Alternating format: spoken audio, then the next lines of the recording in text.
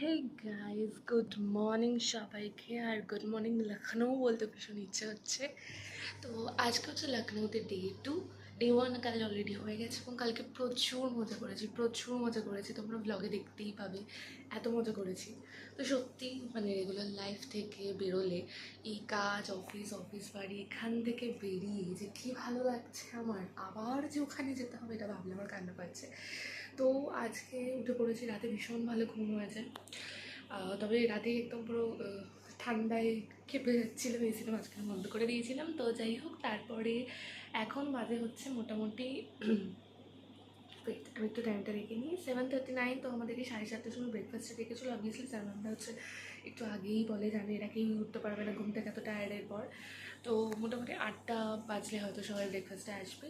আর breakfast করতে আমাদের সুবিধাটা হয়েছে, 4th ফ্লোরে এই হোটেলের রেস্টুরেন্ট, আমাদের 4th ফ্লোরেই রুম। আমরা ঘর